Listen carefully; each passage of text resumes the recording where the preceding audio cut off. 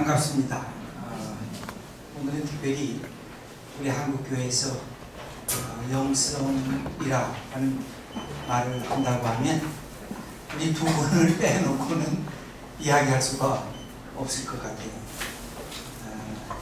장신대에서 오랫동안 우리 영성 신학과 영성 훈련을 직접 지도해 주신 유혜령 교수님, 지금은 그 모세고래 이명수 목사님도 또 영성에 관심이 깊으신 분인데 그 후임자로서 지금 목회 또 활동을 작년 1월부터죠? 1월부터 그렇게 하고 계시고, 지금도 그곳에서 많은 사람들을 영성 또 같이 만남의 자리를 갖고 계신 분이십니다. 너무 고맙고 감사합니다.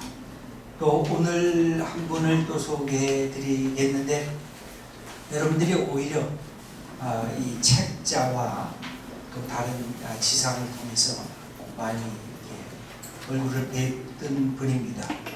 김기석 목사님, 목회자이시면서 문화평론가 맞나요? 또 영성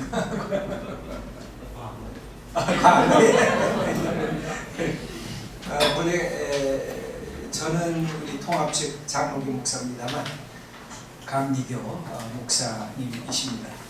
지금 청파교회에서 1997년부터 목회를 하셨으니까 지금 은퇴해도 원로 목사님이 되시겠습니까? 원로 목사님이 없습니까? 예, 우리 영성에 대한 많은 책자와 또 관심을 갖고 우리에게 말씀해 주시고 계십니다. 두 분이 30분씩 현대 사회와 기독교 영성이라고 하는 제목을 갖고 말씀을 해주시고, 한 3분 정도 쉬시면서 여러분들 차도 저 뒤에서 지금도 뭐 차 좀 갖고 오셔서 차 드시면서 두 분 말씀 듣고, 그리고 여러분 질문지 받으셨죠? 질문할 것 있으면 질문 준비 좀 해주시고, 그리고 제가 이따가 사회복에서 두 분과 함께 여러분의 질문을 이야기 드리고 대담을 하는 시간을 갖겠습니다.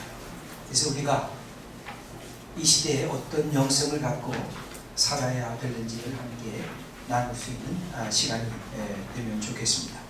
우선 두 분 우리 오늘 함께 해주셔서 감사합니다라고 하는 분 감사의 박수를 먼저 해주십시오.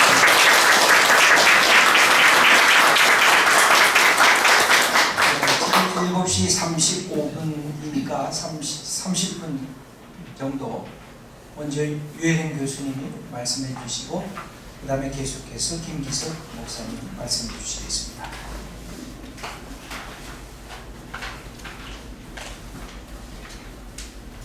네, 우리 김 목사님하고 이제 같이 이제 발제 아닌 발제를 하고 이제 토론을 하는데, 근데 이제 비슷한 것을 해야 서로 이제 토론을 되는데 아마 서로 뭘 준비하는지 지금 모르고 온 거고요. 그야말로 주는 주제 자체가 굉장히 커요. 그래서 아무거나 하라고. 이게 참 어려워요. 딱 좁게 이걸 하라면 이제 그 연구를 또 이제 사실 연구할 지금 자리는 아니에요. 그래서 그냥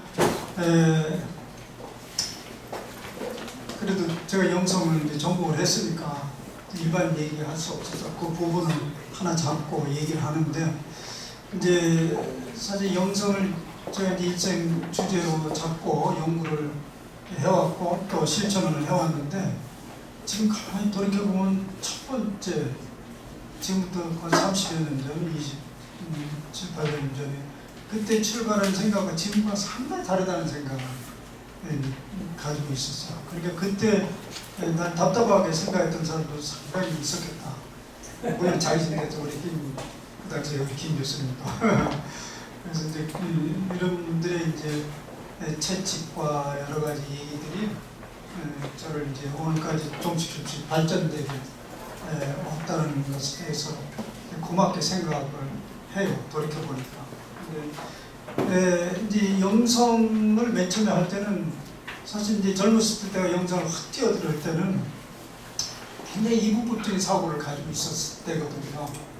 현실에 대해서 굉장히 불만이 많고 저는 이상적인 세계에 대한 갈망이 있었고 또 현세적인 삶과 궁극적인 영적인 삶이 무엇일까 이런 이분법적인 상으로 이제 그게 동기가 돼서 갔지만은 점점 오늘까지 와 보니까 영성이 없어지면 영성이다 이런 생각이 드는 거예요. 영성이 이제 화는 질문인데 그 영성이라는 말이 왜 이렇게 많이 회자됐을 것인가? 이제 사실 현실이 견고하게 서 있으면 영성이라는 말이 있을 필요가 없죠. 특별히 그 있어야 될 일이 없는데, 근데 이제 영성인 말이 굉장히 팽배하게 이제 20세기에 이렇게 들어와서 있었던 것은 사실 이 현실 세계가 굉장히 이분법적인 사고에서 몸살을 앓는 과정 속에서 그 얘기가 나왔다고 느껴져요. 그래서 이제 결국에는 그런 말들이 필요 없는 세상이 될 때 그게 이제 온전한 하나님이 원하시는 세계로 되어지는 거 아닌가. 이제 그것을 저는 이제 일상이라고 생각합니다. 그래서 현대 영성은 일상이다 이렇게 보고 있는데, 제가 맨 처음 이제 성경 지금 제가 이제 목회를 하잖아요. 이 목회를 하니까 이제 그 어느 때부터 가장 많이 성경을 지금 보고 있고 연구하고 있고 집중적으로 거기에 매달리고 있으니까 또 성경을 보는 눈도 많이 달라지고 있어. 옛날에 성경을 보면서 우주관, 세계관을 보기는 상당히 어려웠어요.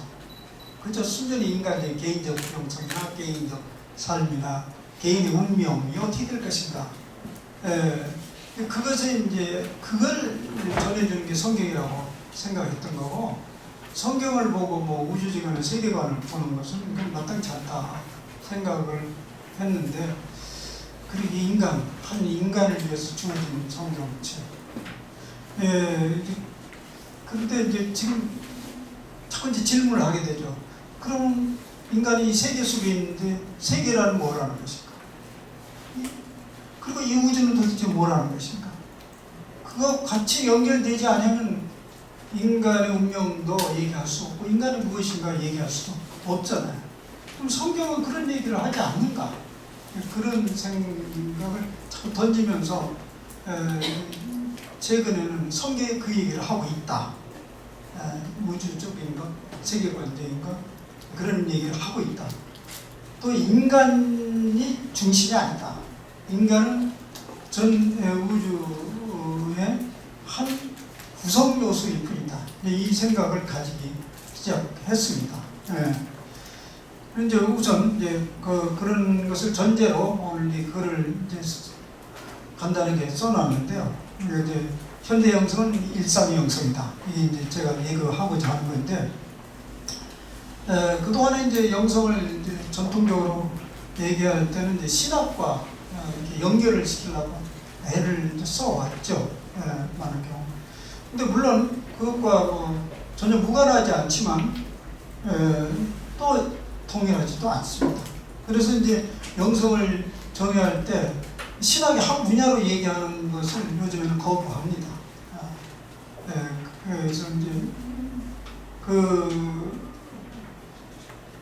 이게 신학을 얘기하고자 하는 것이 아니고 또 영성은 하나님을 얘기하고자 하는 것이 아니잖아요. 신학은 제가 신학대하고 1학년 때 조직신학에서 배우면 우리가 공부하는 것이 신의 학문이냐 신에 대한 학문이냐 이렇게 이제 물음을 조직신학에서 할 때는 당연히 우리는 신의 학문을 할 수는 없죠. 신에 대한 학문을 하는 게 신학이다 이렇게 이제 배웠는데, 영성은 신에 대한 학문이 아니죠.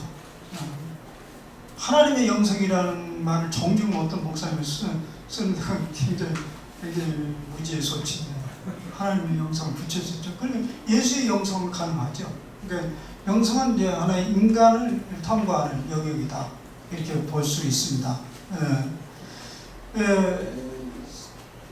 근데 이제 성경을 가지고 인간의 영성을 추구할 수 있느냐?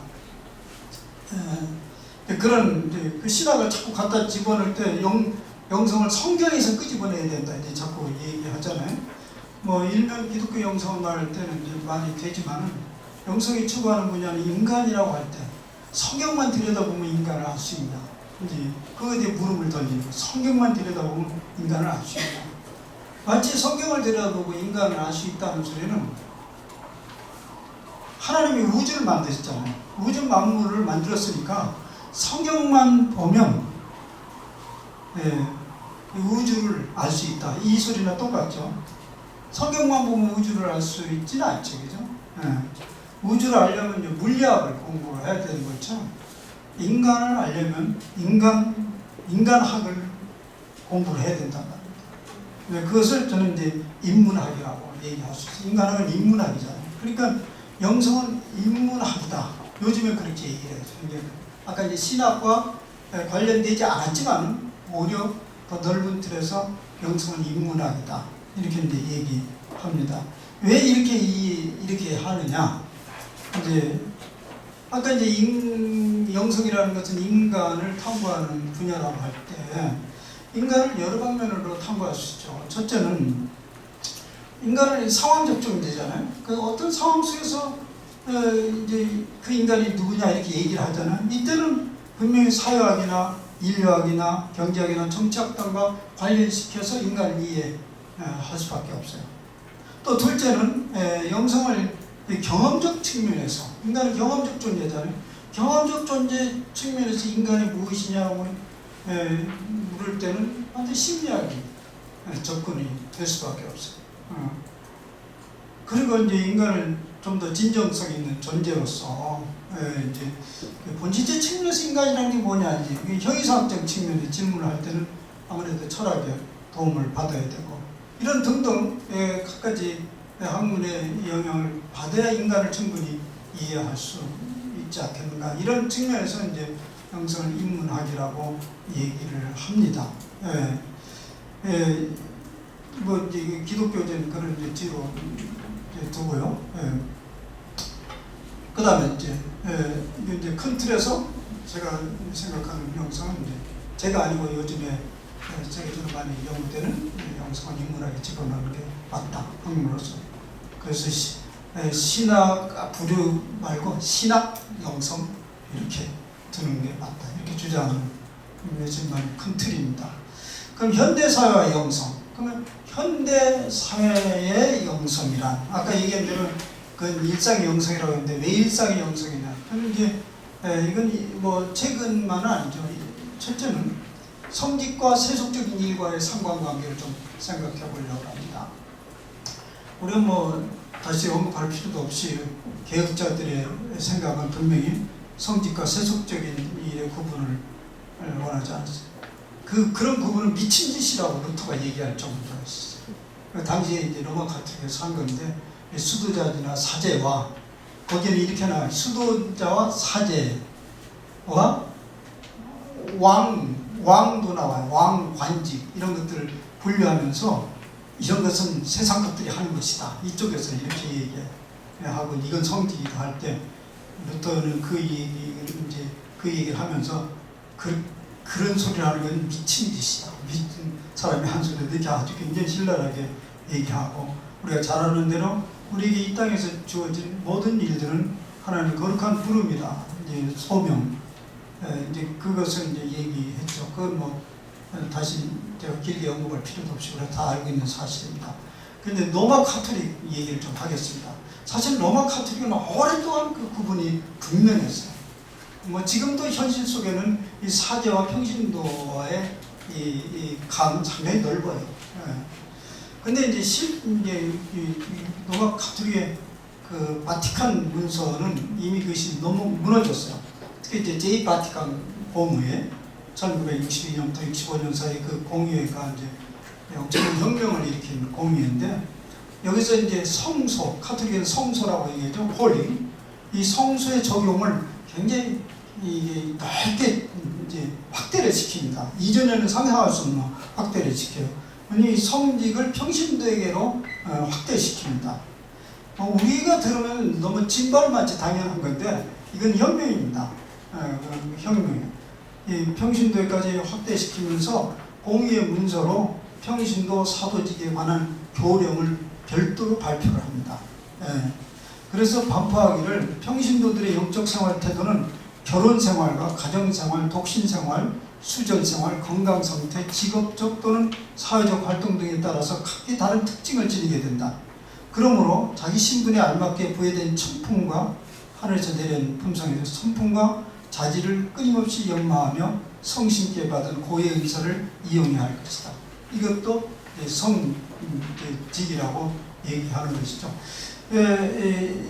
뭐 하여튼 공식인 것은 그렇습니다.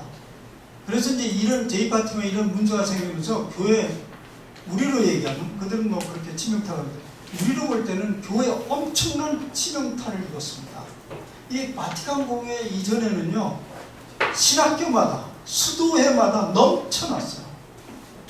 근데 그게 발전하면서 신학교가 비기 시작했습니다. 수도회가 비기 시작했습니다. 우리로 개신교 입장에서 생각하면 이거 큰일 났다. 굉장히 세속적이다.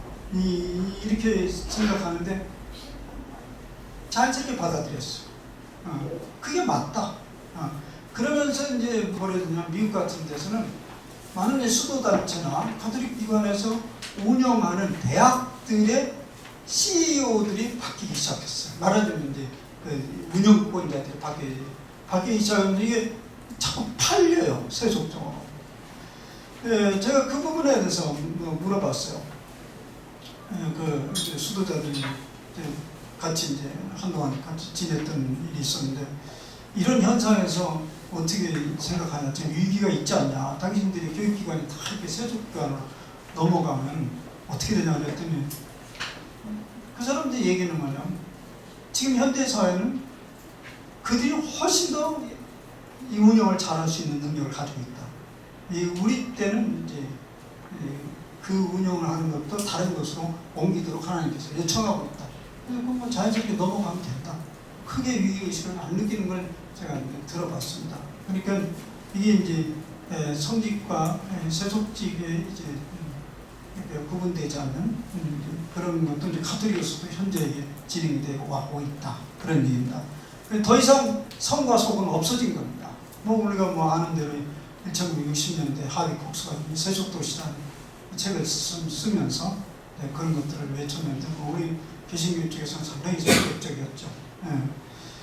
이게 바티칸의 영향이 상당히 크다는 얘기입니다. 그다음에 두 번째 이제 우리는 이제 이 기독교 얘기를 합시다. 기독교적 이제 기독교 신학을 기독교 영성이라는 말을 하려고 해요. 기독교 영성이라는 기독교 신학을 삶으로 담아내서 삶으로 기독교 신학 사상을 담아내가지고 일상적하면서 실현해 간다면 그걸 기독교 영성이라고 말한다. 왜냐하면 우리는 신앙생활이라는 것은 믿는 것뿐만 아니라 사는 것이잖아요. 우리는 사고하는 것보다 사는 거기 때문에 그 살아낸 그 신학을 반영해서 살아내는 것을 기독교 영성이라고 할 수 있는데요. 그런데 그 기독교 영성을 우리 신학적 측면에서 아주 구체적으로 표현하자면 저는 성육신 영성이라고 말하고 싶습니다. 성육신 영성. 영성이라는 성육신하면 아직까지 우리 머릿속에는 이제 이론적으로 추상적이라고 생각하는데요. 성육신하면 이론적으로 추상적. 근데 성육신 영성이라는 것은 사실 영성은 이제 그 말 자체가 체험적이고 역동적인 성을 가지고 있는 언어로 규정을 합니다. 그래서 그래 영성하면 어떻든 그런 신학하고 구분된다고 말할 때 이것은 굉장히 사변적이고 이론적이다. 영성이라는 말을 붙일 때는 이것은 삶이고 또 경험적이다, 역동적이다 이렇게 이제 정의를 합니다. 그래서 이제 성육신 영성한다고 한다면 이것은 이제 기독교적 삶의 유형을 말하는 것이죠. 그래서 이제는 성육신 신학과 영성의 특징을 얘기하려고 하는데요. 근데 한마디 말해서 하나님이 사람이 됐다. 이것은 이렇게 얘기해서 하늘과 땅이 더 이상 둘이 아니고 하나가 됐다. 이렇게 말하는 이제 영성이라고 이제 규정을 할 수 있습니다. 그러니까 하나님이 사람이 됐다. 그러면 하나님이 땅에서 살기 시작했어. 그리고 땅의 사람은 하늘에서 살기 시작했어. 그래서 둘은 합해진 거죠. 예. 더 이상 하나님은 하늘의 존재만이 아니고 이 땅의 존재고, 인간은 더 이상 이 땅의 존재가 아니고 하늘의 존재다. 예. 그래서 저는 사실 이 신학적으로 길게 성경적으로 길게 얘기할 수 있는데요. 그 계시록에 그래서 나타난 그 비전은 어떻게 비롯됐을까? 사실 요한은 상당히 고뇌를 했을 거예요. 예수님이 이 땅에 오셨고 또 부활하셨고 또 성령 강림이 임했고, 이런 일련의 이 사건이 도대체 무엇을 의미하는지, 그리고 현실은 하나도 바뀌지 않는 현실을 돌이켜서 반모섬에서 굉장히 고뇌를 했겠죠. 그때 온 비전이 이제 새하늘과 새 땅이라, 이제 그것입니다. 그래서 내가 새하늘과 새 땅을 보냐, 처음 하늘과 처음 땅이 없어졌고, 바다도 다시 있지 않더라. 새하늘과 새 땅이 뭐냐, 처음과 처음 땅이 뭐냐. 그 다음 얘기를 하면 이제 그랑 연결시켜서 얘기를 해야 되는데, 거기 보면 이제 거룩한 성이 새 예루살렘이 지상으로 여기 내려오죠. 그래서 여기에서 그 백성 가운데 하나님이 거하심으로 인해서 여기에서 하나님 그 세상을 펼쳐가는 것이죠. 그러면 처음 하늘과 새 하늘과 새 땅과 처음 하늘과 새 땅은 뭐냐면, 처음 하늘과 처음 땅은 하늘과 땅이 갈라진 그 세계를 얘기합니다. 하늘과 땅이 갈라진 세계. 인간이 하늘에 살아갈 수 없고 신이 땅에 살아갈 수 없는 그 세상은 그 다음 없어지고, 새하늘과 새 땅, 땅과 하늘이 맞닿은 그런 세상이 이루어지기 시작했다. 이 요한은 이제 그런 희망을 거기서 본 거죠. 그런데 이 일이 어떻게 될 것인가? 이 일이 지금 진행되고 있다. 누구에 의해서? 예수 그리스도를 통해서. 그래서 예수 보좌 앉으신 이 예수님을 그 비전을 보면서 그 소리를 듣습니다. 보라, 내가 만물을 새롭게 하노라.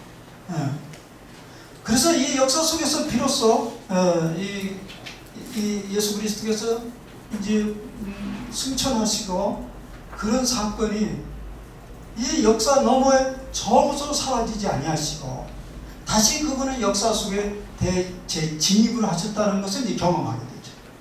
그래서 그는 하늘과 땅을 이제 통합시켜 새롭게 하는 역사를 전개하기 시작하는 것이죠. 우리는 이제 그 속에 있는 거죠. 그때 비로소 아마 이제 사도들은 깨닫게 되겠죠. 아, 예수님이 이 땅에 하늘나라를 끌고 왔는데 그것이 무엇인가? 그것을 알기 시작해요. 예수님이 이 땅에 하늘나라를 끌고 오셨죠.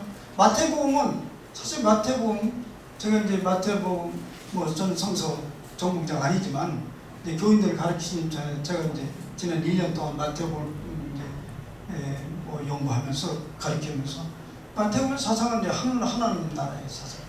처음에 그 일성도 하나님 나라였고, 그 다음에 또 제자들을 파송해서도 가서 하나님 나라가 가까웠다 선포하라고 하고, 마태복음 28장에도 역시 마지막에 그 지상명령이라고 하는데 그것도 하나님나라의 선포란 말입니다.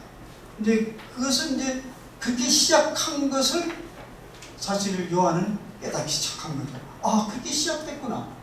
근데 그것이 지금 계속되고 있다는 것을 이제 그 비전 속에서 알게 되죠. 보라, 내가 만물을 새롭게 하노라.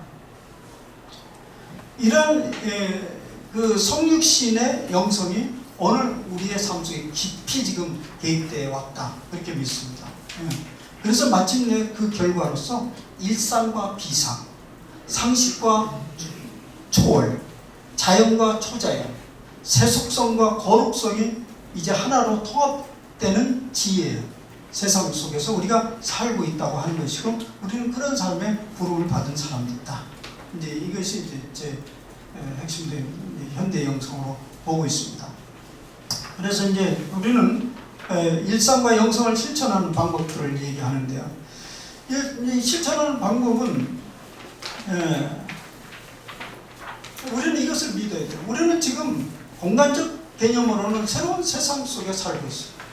새하늘과 새 땅이 시작되고 있는 그 세상 속에 살고 있고, 시간적 개념으로는 새로운 시대에 살고 있어요. 우리는 신학을 이제 공부한 사람들 넘어서 이제 2세대를 공부하지 말고, 이 세대는 오늘 우리 세대 아니죠.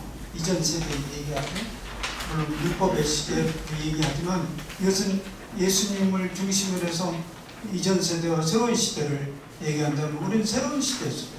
말하자면 정말에서 저는 이제 이 몰트만의 개념을 가져오겠는데 우리가 오늘 살아가는 세상이 저 멀리서부터 여기까지 온 세상에 사는 것입니다. 아니면 저 정말에서 이미 다가와서 우리를 끌어가는 세상 속에 사는 것입니다. 그런 거죠. 우리는 과거로부터 밀려가면서 오늘 이 시대에 사는가 아니면 저 멀리서 와서 우리를 끌어가는 세상에 살아가는가. 물론 새 시대는 저 멀리 종말 속에서 우리를 끌어가는 세상 속에 살고 있어요. 그걸 오고 계시는 하나님, 오고 있는 하나님, 다가오는 하나님, 이제 그런 세상 속에 우리가 살고 있고 그 세상 안에서 우리 주님이 만물을 새롭게 하시는 일에 우리를 파트너로서 부름받았는데 그 일을 해가는 것이 이제 오늘 우리가 살아가는 이유고 그게 이제 현대 영성이라고 보는 거죠. 그래서 이제 우리는 이렇게 이제 보는 거죠. 우리가 하는 사명은 뭐냐면 오퍼스 데이로 만든 것입니다. 하나님의 일, 하나님의 일과 인간의 일이 달리 있지를 않아요. 그런데 어쨌든 실존적으로 하나님의 일이다. 네, 이것을 이제 우리가 오늘 삶 속에서 만들어내고 누려야 되는데 이제 실천적인 건 그걸 어떻게 할 것인가요? 제가 라틴어로 오퍼스 데이는 오랫동안 있었던 베네딕트 전통에서 그들이 이미 그 오래전에 수도원의 삶은 그들이 수도원으로 이제 들어가는 것은 물론 이제 이 장소적으로는 굉장히 인프적인 사고를 가지고 있는 건 틀림없는데 그들이 바라고 있던 것은 그들의 모든 삶을 하나님의 일로 만들고자 하는 갈망이 있었기 때문에 그렇습니다. 시간 거의 다 돼서 이제 그냥 참고로 읽어보시고 이제 중요한 건 묵상의 삶이 필요하다. 하나님의 일이 되기 위해서 묵상의 삶. 그래서 이제 우리는 이 묵상의 삶이 있지 않으면 이제 사람의 일이 있고 하나님의 일이 있을 수밖에 없다. 그래서 이제 제가 이제 그 베네딕토의 삶의 한 모델을 제시하겠는데, 근데 그 베네딕토만 아니에요. 제가 이제 초기 교회 유대교 보니까요, 하루에 몇 번씩 기도하는 게 있었잖아요. 이미 유대교부터 있었잖아요. 또 예수님 당시에도 9시, 6시 이렇게 이제 기도하는 때가 있었잖아요. 근데 그 왜 기도를 하는 것인가? 근데 이제 이 기도의 그 힌트는 뭐냐면, 그 이제 오라 엣 라보라, 요게 이제 힌트인데, 오라 엣 라보라. 이제 그것도 이제 베네딕트 전통에서 나오는데 우리가 익숙하죠. 기도는 노동이고 노동은 기도다 이런 말 있죠. 근데 이게 상당히 오해되어 있어요. 그 말은 아니에요. 기도는 노동이고 노동은 기도다. 이게 이제 상당히 사용자들이 노동자를 이용하는데 사용해 먹었던 얘기를 합니다. 기도가 따로 있지 않다. 노동하는 게 일이다.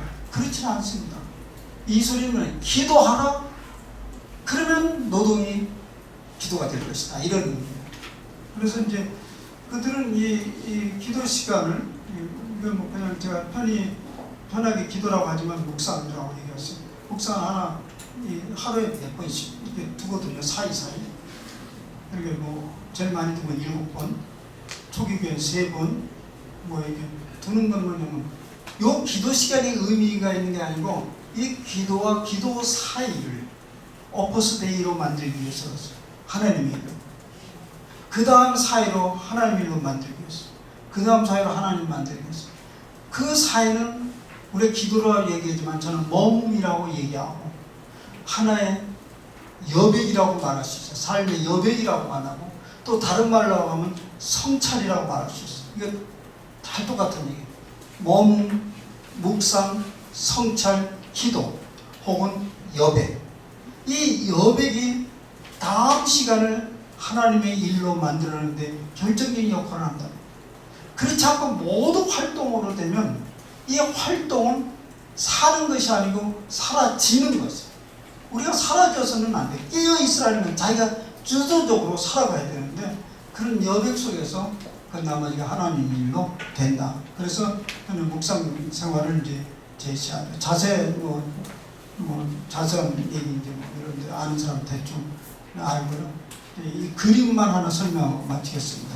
그림 보면 이제 이렇게 가운데를 그 십자가 이 형태 가운데를 우리 개인 존재라고 합시다. 또 그걸 하나님이라고 합시다. 그리고 이쪽 밖으로 튀어나가는 것은 우리 개인이에요. 개인의 삶이에요. 하나님은 우리에게 창조 명령을 내렸어. 정복하고 다스리라. 이제 이 창조 명령은 꾸준히 활동하는 게 계속 바꾸고 우리는 계속 활동을 하는 갈망이 있어요. 근데 이 밖으로 확대돼 가는 거죠. 저는 그것은 이제 우리는 볼 때 원심력이라고. 원심력은 가운데서 멀리 떨어가는 힘이에요. 그런데 더 하나 이 원심력이 일정한 이 원주를 가지고 도는 이유는 구심력이 있기 때문에 그렇잖아요. 사실 우리 존재 깊이에서 가만히 들어가면 그 굉장히 그 안으로 끌어들이는 힘이 있다는 것이에요. 근데 그것을 잊어버릴 때 그 인간을 이제 소외된 인간이라고 하죠. 이 소외라는 말은 실존주의 철학에서 나타난 이제 철학적 용어이죠. 오늘은 굉장히 보편적으로 쓰지만 이 소외라는 것은 중심을 잃어버리는 인간, 또 기독교적으로 하면 하나님을 잃어버리는 인간, 다른 말로 얘기하면 묵상적 삶을 잃어버리는 인간, 여백적 삶을 잃어버리는 인간, 성찰적 삶을 잃어버리는 인간. 그러니까 우리가 이 창조 명령을 받으면서 이 창조를 하나님의 뜻에 따라서 하나님이 일로 만들기 위해서 끊임없이 구심력의 그 힘을 우리가 자각을 해야 된다는 것입니다. 그리고 원주 안의 모든 일은 하나님이 일해야 된다. 그래서 이런 일상생활의 영성에 대해서는 핵심적으로 묵상생활이 필요합니다. 이렇게 결론을 내겠습니다. 감사합니다.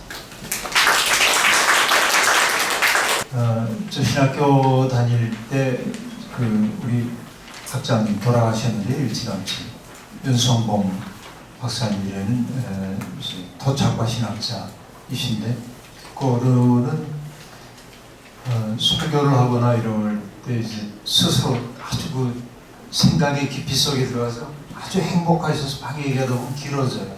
그럼 뒤에서 이제 그 직원들이 채플 시간 끝날 때가 다 됐습니다. 메시지를 올리면 어떤 얘기를 하고 있든 시간에 결론을 내립니다. 그런 거로 한마디 하면 끝나거든요.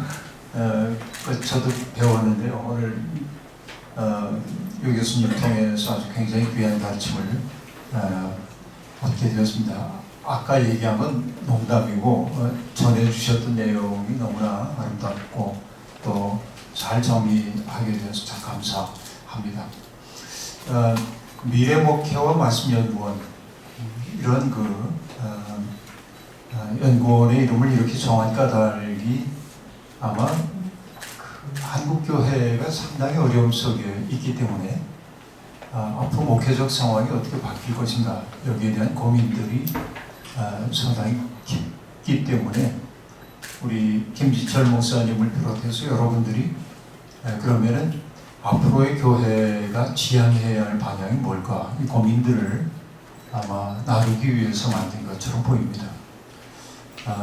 저는 그 미래에 대해서 얘기할 수 있는 능력이 없습니다. 단적으로 얘기하면. 그러나 다만 이런 얘기를 할 수 있겠습니다.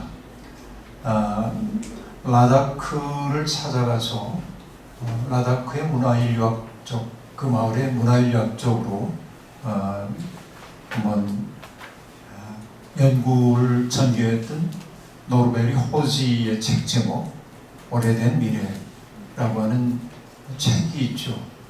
그러니까 그것은 언어 모순처럼 들립니다.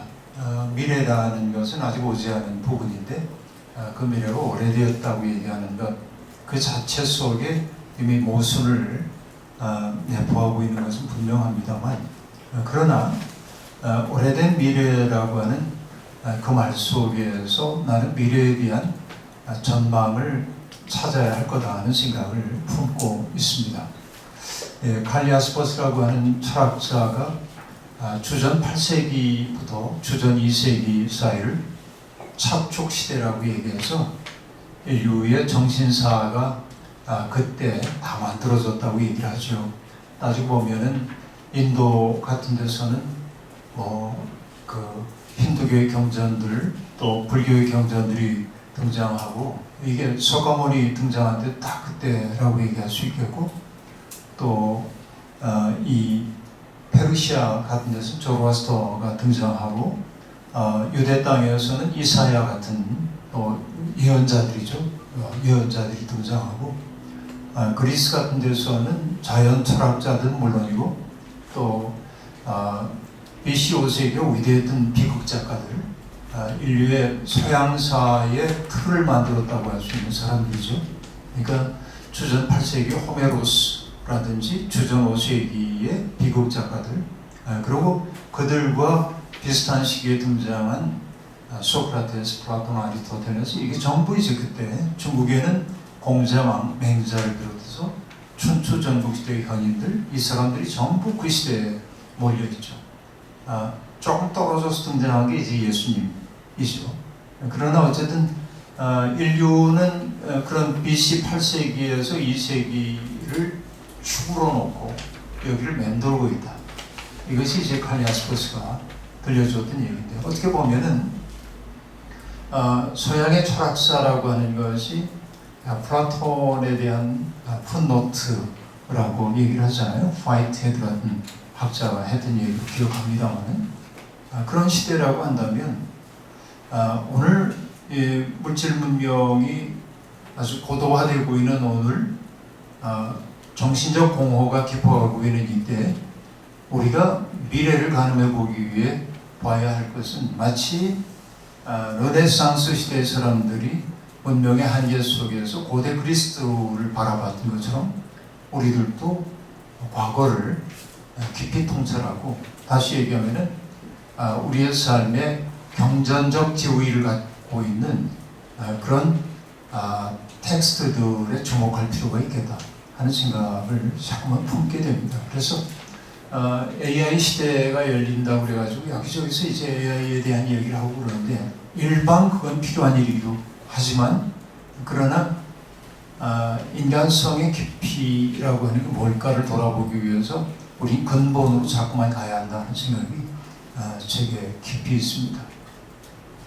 발터 베냐민이라고 하는 독일의 사상가가 역사 철학 태제라고 하는 책에서 소개했던 화가가 있죠. 파울 클레라고 하는 화가가 있습니다. 새로운 천사라고 하는 그림인데요. 아이들이 이제 한 8살쯤 된 아이가 이렇게 낙서한 것처럼 보이는 그림입니다. 근데 그 그림의 제목이 새로운 천사라고 하는 게 흥미로운데 그런데 발터 베냐민이 그런 얘기를 하죠. 새로운 천사는 미래를 향해 있지 않고 과거를 바라보고 있습니다. 근데 과거로부터 불어오는 바람이 그를 자꾸만 미래 쪽으로 밀어내고 있죠. 근데 이 천사가 바라보고 있는 것은 과거의 흔적들이에요. 그 과거의 흔적들을 보면서 밀려가고 있는 겁니다. 뒤쪽으로 조금씩. 역사라고 하는 게 어느 방향을 향해 가야 하는지 그것을 보기 위해서라도 과거를 제대로 보는 일들은 매우 필요하다. 이게 이제 제게는 좀 근본적인 문제입니다. 그래서 오늘 우리가 살고 있는 현실 세계가 너무 이제 시간이 아주 가속화된 시간을 우리들이 살면서 굉장히 인간의 삶을 압도하고 있는 이런 속에서 인간답게 산다는 게 뭘까? 도대체 인간이 된다는 소명은 뭘까? 이런 것들을 이제 우리가 진지하게 물어야 할 때라는 생각이 드는 것입니다. 그래서 우리가 귀를 기울여야 하는 것은 앞서도 이제 우리 유 교수님 말씀하셨던 것처럼 인문학, 심리학, 형이상학 이런 것들에 귀를 기울이면서 도대체 인간이 뭐지? 이런 이제 고민들을 해야 하는 게 사실인데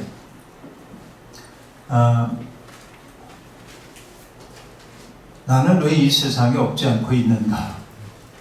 이게 이제 사실은 굉장히 근본적인 질문이란 말이에요.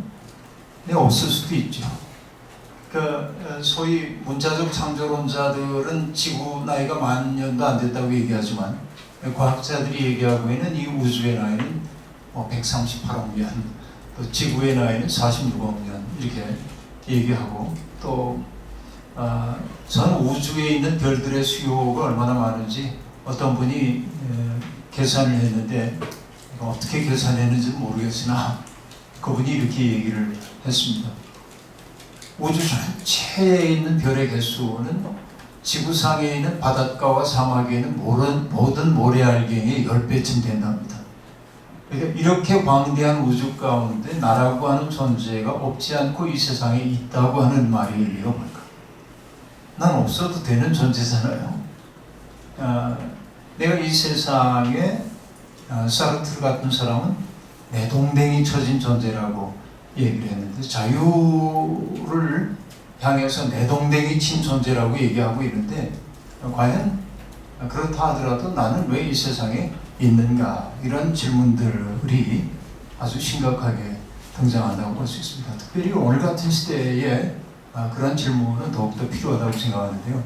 여러분 시인 가운데 나이덕이라고 하는 시인이 있는데 이 나이덕 시인이 최근에 낸 시집이 그 파일명 서정시라고 하는 그 시집이 있는데 그 가운데 이런 시가 있어요. 하나님은 부사를 좋아하신다. 그런 시가 있습니다. 여러분 상상해 보시죠. 하나님이 부사를 좋아하신대요. 천상병 시는 하나님이 초록색을 좋아하는 것 같다고 얘기한 적은 있는데 색깔로 얘기하면 오케이. 근데 하나님 부사를 사랑하시는 것 같다. 무슨 뜻일까? 그런 생각이 드는데 잠깐 읽어드릴게요. 쓰다라는 동사의 맛이 항상 쓴 것은 아닙니다. 보다라는 동사는 때로 조사나 부사가 되기도 합니다.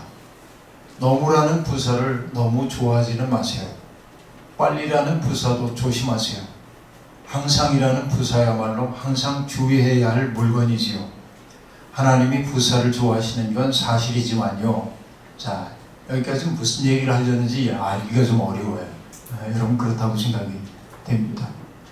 사실 이제 부사라고 하는 품사는 용언이나 부사를 꾸며줌으로써 부사의 의미를 한정하는 역할을 하는 게 부사죠. 품사로 얘기하자면 그 부사는 뭔가를 한정 지어주는 역할을 해요. 그래서 그 다음 구절 들어보면 이렇습니다. 양치기가 사제보다 더 숭고할 수 있는 건 바로 부사 때문이에요. 양치기가 어떻게 양들을 불러 모았는지, 그때 눈빛이 어땠는지, 목소리는 얼마나 다정했는지, 해질 무렵 어둠은 얼마나 천천히 다가왔는지, 양들이 한 마리도 빠짐없이 돌아왔는지, 돌아오는 길에 데이지가 얼마나 많이 피어 있었는지, 부사로 이루어진 그런 순간들 말이에요.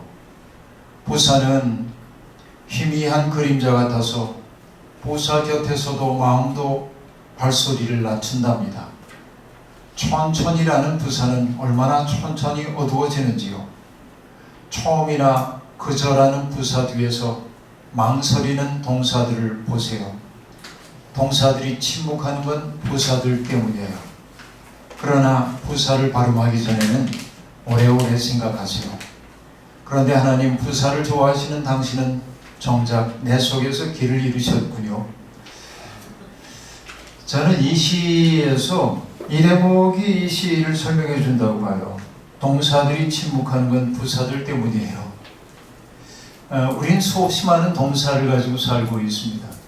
달려가죠. 뭔가를 성취하기 위해서 남들과 경쟁해서 이기기 위해 달려갑니다. 근데 부사는 우리에게 천천히 그저 이런 얘기를 해요. 내 삶을 돌아보려는 거예요. 아까 교수님 말씀하신 대로 그게 바로 묵상적 삶이고 성찰하는 삶이고 기도하는 삶이고 그렇죠? 머무르는 삶이고 그렇게 얘기할 수 있겠죠. 그러니까 내가 하고 있는 행위의 의미를 생각해보고 그렇죠? 이것이 이제 그 부사로 충만한 세계일 거란 말이죠. 제가 종종 얘기할 때 어디 가면 강의할 때 그런 얘기를 하곤 합니다.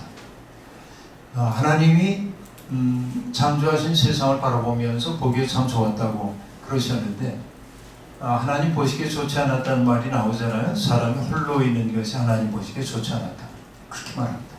그래서 하나님은 사람에게 돕는 짝을 만들어 주겠다고 작정을 하시고 처음에는 동물들을 흙으로 빚어가지고 아담 앞에 데리고 옵니다. 이것은 제 질문이 아니고 유대인 랍비인 조나탄 생스라고 하는 사람의 책에 나오는 질문입니다. 하나님이 동물들을 만들어서 아담 앞에 끌어오신 까닭이 무엇일까요? 이렇게 물어보면 섹스의 말입니다. 대부분의 사람들이 이름을 붙여주라고 그렇게 대답을 한다는 거예요. 우리도 이제 그렇게 대답할 가능성이 대단히 많이 있습니다. 역시 섹스가 하고 있는 말입니다. 이렇게 얘기합니다.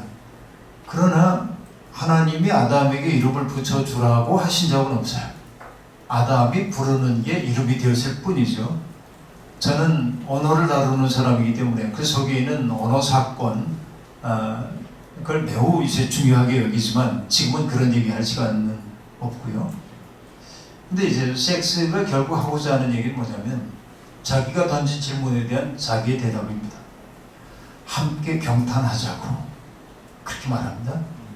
그러니까 하나님이 창조하신 것들을 바라보면서 인간이 느끼고 있는 존재론적 쓸쓸함, 홀로 있음이 그를 밀어붙이고 있는 존재론적인 쓸쓸함을 극복하도록 하는 것은 뭐냐면은 하나님이 창조하신 세상을 바라보면서 함께 경탄하게 될 때 하나님의 기쁨에 동참하는 것이죠. 저는 이게 영성이라고 생각을 해요. 하나님의 기쁨에 동참하는 것. 그러니까 하나님이 창조하신 세상을 바라보면서 기뻐할 수 있는 능력이 우리에게 있으면 좋겠다 하는 생각을 해보는데요. 자본주의 비판을 할 수밖에 없습니다만은 뭐 인간의 역사라고 하는 게 에덴 이후의 인간의 삶이라고 하는 것은 언제나 자아를 강화하고 자기 중심의 삶을 사는 것이었죠. 그 때문에 인류의 첫 번째 살인자가 되었던 가인은 타자의 행복에 공감할 수 있는 능력이 없었던 거죠.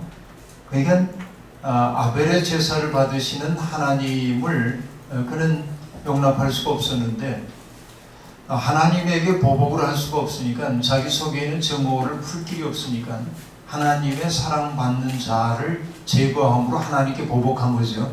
이게 이제 가인의 아벨 살해 사건이라고 볼 수 있겠는데, 그러니까 우리가 함께 살라고 지어졌던 형제 자매들에게 가하는 폭력은 변형된 복수심, 하나님에 대한 변형된 복수심일 가능성이 대단히 많이 있는 건데요. 그 속에 있죠. 이게 뭐냐면 왜 그러냐면 경탄할 수 있는 능력이 사라졌기 때문에 그 경탄의 능력이 사라지고 삶이 영혼이 납작해졌을 때 사람들은 자기 존재를 통해서가 아니라 존재자들을 통해서 자아를 확보하려고 한단 말이죠.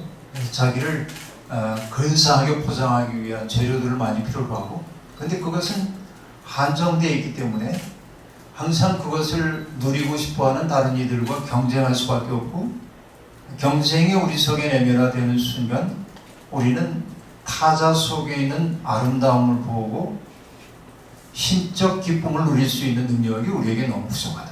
인간의 어떤 그 타락의 모습이 아닌가 하는 생각을 품는 거죠. 그 때문일 겁니다. 인간의 그 소에 아까 우리 교수님 말씀하신 그 오심력이 있어야, 우리의 삶을 중심으로 잡아 끄는 힘이 있어야 하는데, 그 테리히의 표현대로 얘기하자면은 우리를 하나님 쪽으로 잡아당기는 그 힘은 사랑인데 우리를 하나님으로부터 멀어지게 만드는 힘, 소외시키는 힘, 죄죠.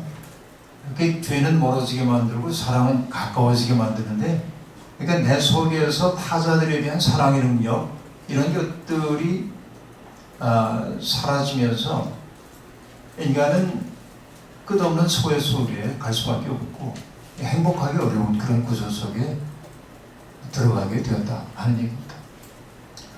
그래서 저는 늘 어떤 생각을 하냐면 인간이라고 하는 존재는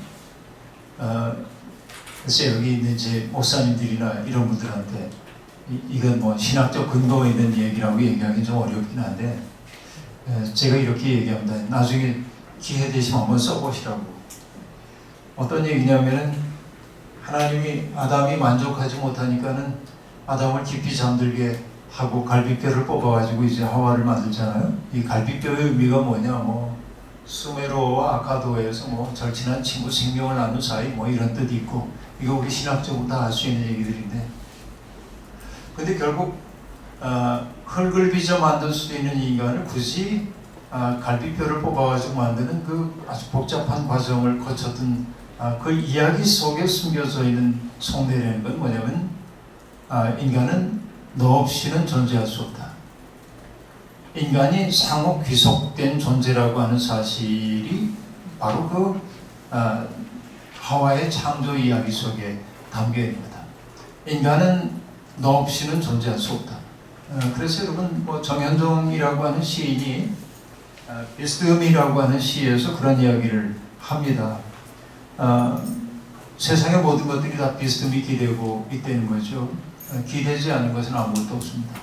그러면서 시인이 전보로 들고 있는 건 뭐냐면 저 공기를 비스듬히 기대고 있는 나무를 보세요. 그렇게 말한단 말이에요. 우리는 나무라는 게 그래서 공기 속에 서 있다고 생각하는데 시인의 상상력은 거꾸로 가네요. 나무가 서 있을 수 있는 건 공기를 기대고 있기 때문이라고 얘기합니다. 기가 막힌 표현이죠. 사실 그렇습니다. 그리고 얘기합니다. 우리 모두 기대고 있는데 내가 기대고 있는 게 맑으면 나도 맑아지고 내가 기대고 있는 게 흐리면 나도 흐려진다는 거죠. 나는 누군가에게 맑은 존재인가 흐린 존재인가 이런 얘기인데, 그러니까 아담과 하와의 창조 이야기가 우리에게 들려주고 있는 인간의 가장 기본적인 모습은 뭐냐면은 상호 공속된 존재, 너 없이는 나도 없는 그런 존재라는 거죠. 근데 그 사실, 그 근원적인 사실을 잊어버리게 만든 게 죄였고, 죄가 들어오면서, 그죠? 결국 그 죄 속에, 그러니까 밀어내는 힘이라고 아까 얘기를 했는데, 그런 죄 속에 빠져있는 인간에게 하나님이 던졌던 첫 번째 질문은 아담아 네가 어디 있느냐라는 질문이었고, 그것은 그가 있었던 좌표가 어디냐는 질문이 아니라 네가 마땅히 서 있어야 할 자리에 있지 않구나라고 하는 책망일 것이고, 그러니까 인간이 마땅히 서 있어야 할 그 자리는 어디냐면은 하나님 앞이죠. 그래서 죄라고 하는 게 아담을 어디로 몰아냈습니까? 하나님이 동산을 건지시는 소리가 들려오자 아담이 하나님의 낯을 피하여 나무 뒤에 몸을 숨겼다. 그러니까 죄라는 게 마주봄의 관계에서 등돌림의 관계로 바뀌는 게 이제 죄라고 얘기할 수 있겠는데, 이게 이제 아담아 네가 어디 있느냐 하는 질문에 책임적으로 응답하는 게 인간이 인간 되는 길이다 하는 생각이 첫 번째 있고요. 나라고 하는 존재가 하나님을 늘 향해 있지 않으면은 타자에 대해서 굉장히 냉랭하게 살 수밖에 없는 존재예요. 내 좋을 대로 살게 되니까 이게 인간의 욕망 구조니까.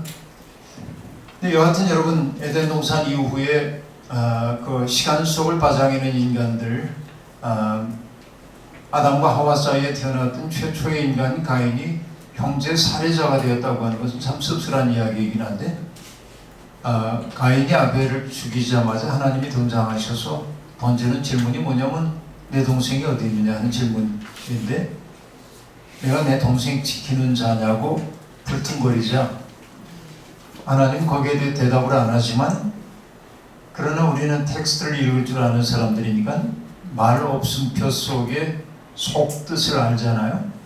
내가 내 동생 지키는 자입니까? 괄호 속에 있는 하나님의 대답은 그렇다. 나는 너를 그렇게 만들었어. 왜냐하면 이게 성서가 얘기하는 창조의 질서이니까. 그러니까 우리는 에덴 동산 이후에 하나님이 인간에게 던진 첫 번째 질문이 내 동생이 어디에 있느냐라고 하는 질문인데, 동생으로 상징되고 있는 사회적 약자, 힘 있는 이들에 의해서 언제라도 짓밟힐 수 있는 존재, 아간베의 표현대로 얘기하면 호보사, 게르 같은 존재들, 그러니까 누군가의 도움 없이는 언제라도 소비될 수밖에 없는 그런 존재들을 품고 그들을 돌봐줄 수 있을 때 인간답다. 그러니까 인간은 두 가지 질문에 대답할 때 인간이 되어가는데, 그러니까 여러분 아까 야스퍼스 얘기했습니다만, 야스퍼스가 했던 얘기가 있죠. Mensch sein ist Mensch werden 이라고 한 말이 있는데, 인간 존재는 인간 되어감이다 하고 얘기를 하고 있는데, 그러니까 인간이라고 하는 것은 우리는 사람으로 태어나지만 인간이 되는 것은 관계 속에서 형성해 가야 하는 과제인데, 내가 참다운 인간답게 살기 위해서는 항상 내 삶을 하나님 앞에서 돌아볼 수 있어야 하는 게 첫 번째이고, 또 다른 하나는 뭐냐면은 나의 연약한 지체들에 대한 책임적 존재로 살려고 할 때 인간은 인간이 되어 간다, 이렇게 얘기할 수 있겠습니다. 그래서 어떤 분은 아브라함 조서 헤셀이라고 하는 사람이 이렇게 얘기합니다. Human being is being human, 그렇게 말해요. 인간 존재라고 하는 것은 인간이 되어가는 데 있다. 나라고 하는 존재는, 그러니까 이중적 책임을 질 때에만 인간이 책임적 존재로 살아간다는 얘기입니다. 근데 그렇게 이중적 책임을 지는 것을 일러 성경은 거룩이라고 한다. 레위기 19장을 보면은 나 이스라엘의 하나님 야훼가 거룩한 것 같이 너희도 거룩하라 하고 말하고 있는데, 그러고는 뭐 안식일 잘 지켜야 되고, 또 출애굽기에 나오는 10계명의 변형된 형태가 등장을 하죠. 근데 그 속에 이제 등장하고 있는 매우 중요한 것들이죠. 해석된 것들이죠. 이런 것입니다. 거룩한 삶이란, 그러니까 내가 거룩한 것 같이 너도 거룩해야 한다고 얘기하는데, 그 거룩함의 내용은 일상과 무관한 종교적 행위가 아닙니다. 밭에서 추수할 때 밭에 한 모퉁이 남겨둬라. 포도원에서 포도를 딸 때도 한 모퉁이 남겨둬라. 그건 가난한 이들의 몫이야. 듣지 못하는 사람이라고 해도 저주하지 말아라. 앞을 보지 못하는 사람이라고 해가지고서는 걸림돌을 그 앞에 놓지 말아라.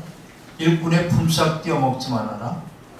결국 뭐냐면 성경에서 사랑이라는 단어가 동사로 사용된 최초의 예죠. 내 이웃을 내 몸처럼 사랑하라.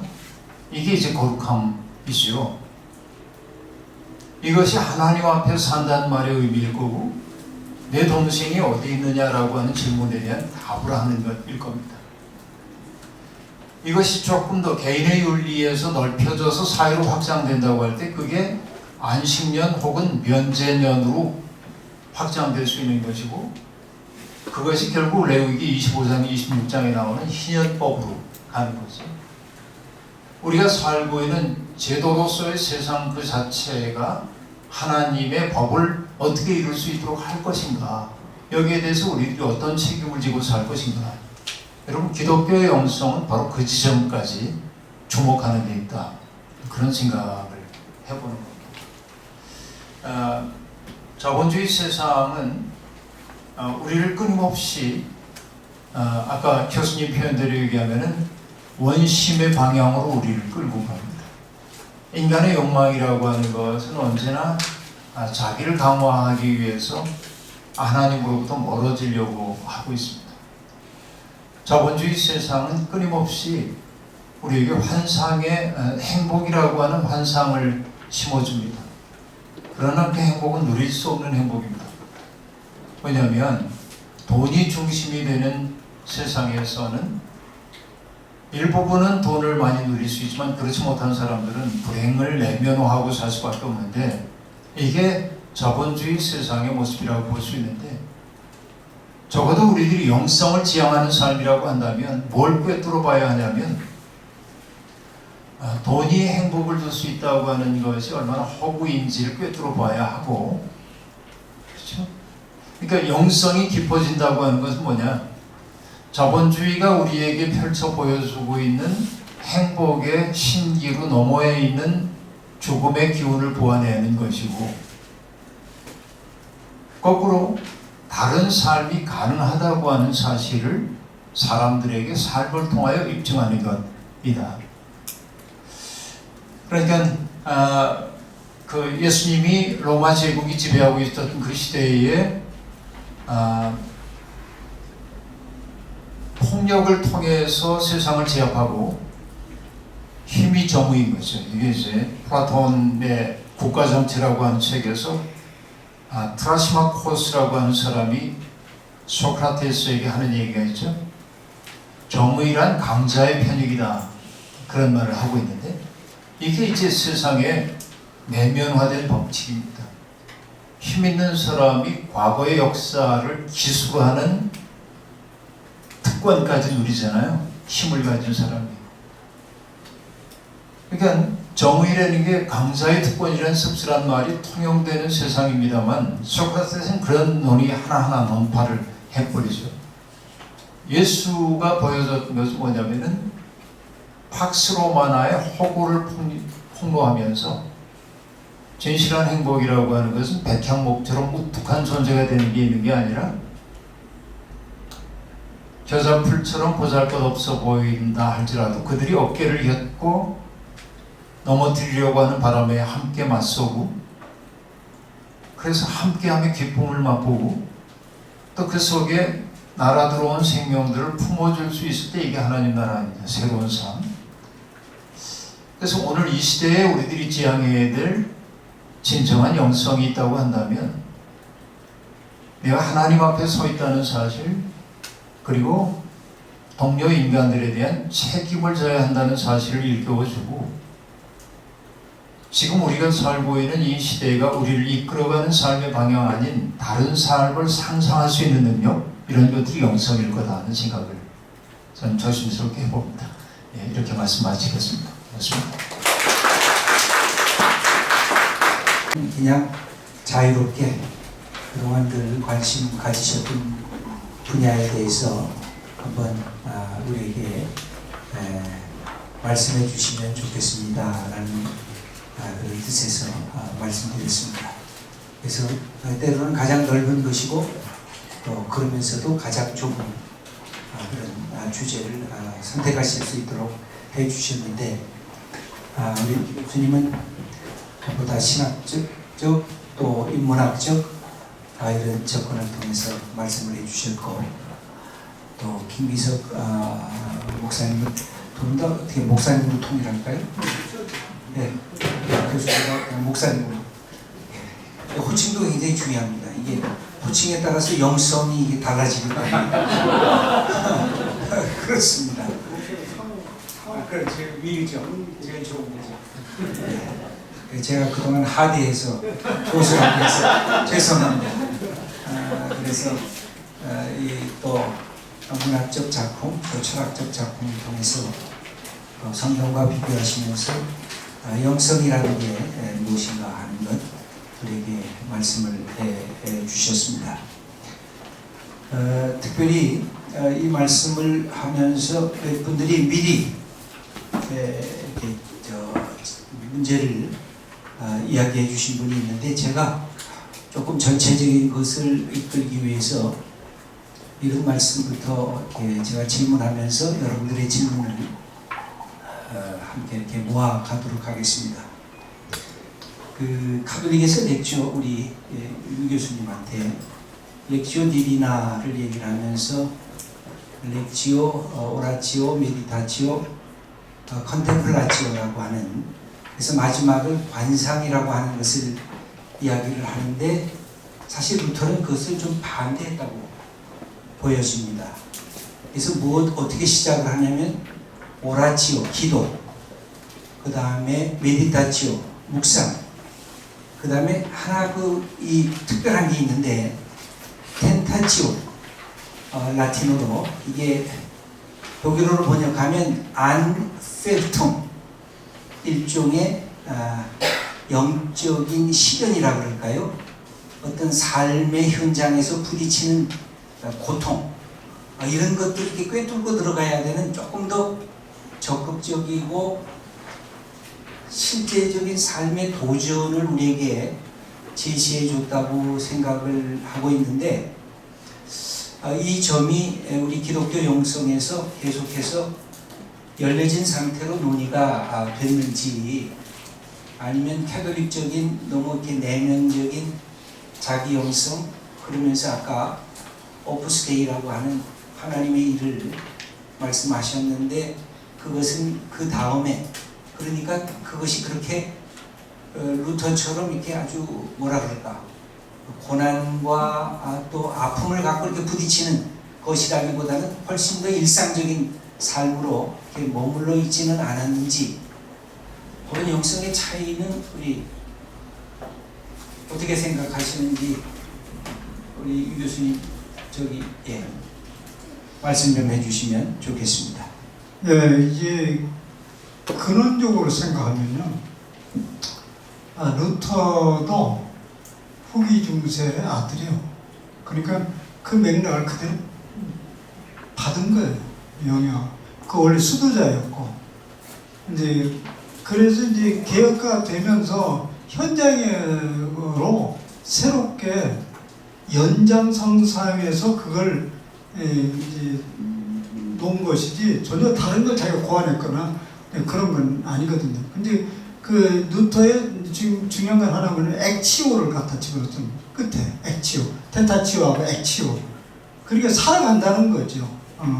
근데 이제 이 앞에 메디타치오가 따지고 보면 루터의 텐타치오, 그렇게 들어간 거죠.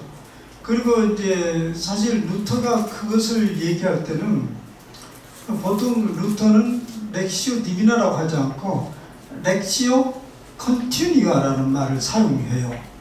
근데 이제 루터와 본질적으로 그 앞에 그 렉시오 디비나하고는 그 사용하는 방법이 달라요. 렉시오 컨티뉴아는 사실은 성경을 연속적으로 강의하는 하는 방법이었단 말입니다. 그래서 이 렉시오 디비나하고 렉시오 컨티뉴아의 차이는 뭐냐면, 이제 루터의 입장에서는 성경을 전체적으로 다 이제 그 렉치오를 하면서 그 읽는다는 거죠. 읽으면서 그걸 묵상하면서 삶으로 실현해 간다는 방법을 선택해야 돼요. 근데 렉시오 디비나는 이제 그 베네딕트네 수도원에서 활용할 때는 주로 그 교회력을 따라서 했어요. 근데 그래서 이제 이 부분이 개혁교회로 와가지고는 이건 렉시오 디비나는 성직자들이나 수도자들이 전인물이 아니다. 일상에 모두 해야 된다. 그래가지고 받아들인 것입니다. 그래서 저는 이걸 본질적 차이라고 보지 않고 하나의 대상과 방법의 차이라고 보고요. 본질은 같은 거라고 저는 받아들이고 싶어요. 방법. 사실 그거 루터가 안 나왔더라면, 수도원이 있었다면 또 그대로 쫓아갔겠죠. 나와서 이제 이제 대상을 넓힌 거죠. 확실히. 그러려면 그대로 쫓아가면 안 되죠. 여기 우리 신청한 분의 질문 하나를 소개하겠습니다. 우리 김기성 목사님, 바빠진 현대 사회에서 영성을 지키는 방법, 아까 묵상을 기본적으로 이렇게 하신다고 했는데, 그것을 하면은 그 다음에 나의 존재와 이웃을 향한 이 긍휼이 확대가 될 수 있는 것인가요? 어떤 분이 이제 교약을 얘기할 때, 교약이라는 게 이제 독일 말로는 빌둥, 그 뭐냐면 만들어가는, 쌓아가는 것이라고 볼 수 있는데, 그것이 이제 성찰과도 관계된다고 이제 보여집니다.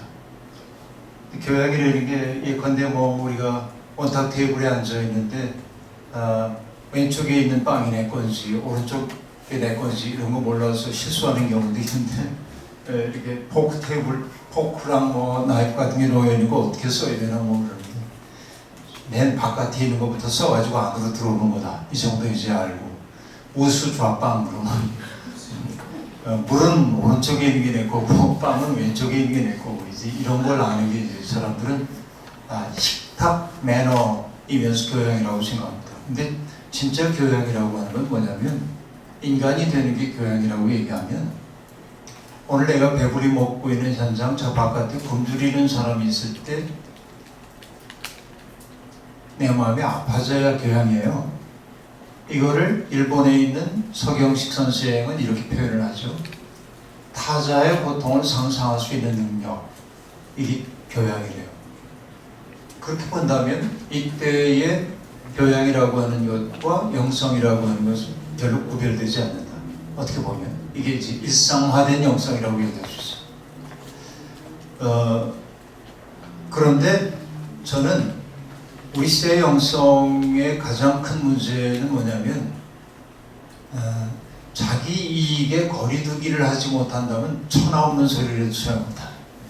이게 소위 이익의 원리와 의의 원리가 부딪힐 때 대부분의 사람들이 이익의 원리에 따라서 행동을 이제 해나가게 되는데, 그러니까 정말 좋았던 사람인데 이익이 걸린 문제 앞에서 변질하는 모습을 우리가 너무나 자주 봤기 때문에, 그래서 저는 어떤 사람이 뭐 성경을 얼마나 읽었나, 얼마나 묵상의 깊이에 들어가나 그 별로 관심이 없어요. 그냥 일상의 삶 속에서 어떻게 자기를 덜 욕심부리지 않고 살 수 있나. 근데 그 삶은 결국은 훈련을 통해서 우리가 획득해야 하는 것인데, 그 성서 묵상이라든지 혹은 뭐 기도의 훈련이라든지 성례전 굉장히 중요하죠. 성찬식 같은 것들 매우 중요하고, 또 우리가 고통받는 사람들의 삶의 자리에 나가는 것도 영성에 매우 중요한 훈련이라는 생각을 하는데, 결국은 우리 속에 있는 제 속엔 두 가지가 다 있거든요. 도스토옙스키 얘기했던 것처럼 인간의 마음이라는 게 천사와 악마의 투기장인데, 내 속에도 성스러운 것도 있고 음란한 것도 있고 또 빛도 있고 어둠도 있고 선도 있고 악도 있고, 그런데 나는 살아가면서 내가 써왔던 페르소나 때문에 사람들에게 늘 성스러운 모습과 빛의 부분과 선의 부분을 보여주고 싶어 하죠. 그러나 내 속에는 사실은 달의 이면처럼 음란한 것도 있고 어두운 것도 있고 악도 있죠. 근데 잘 통제하고 지나가지만 어떤 순간 이게 탁 터치가 되는 순간에 나의 의도와는 관계없이 이게 탁 밖으로 노출되는 경우가 대단히 많이 있기 때문에, 결국 내가 묵상에 깊이 들어간다든지 혹은